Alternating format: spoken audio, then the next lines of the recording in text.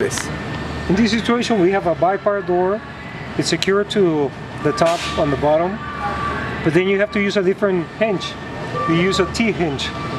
The bolt goes from one side to the other side, so it runs through and it makes it secure. And then you can install the hinge against the door.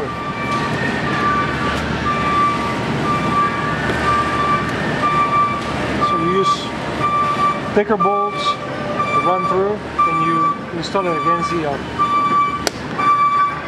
the aluminum frame and secure it with these T-bars.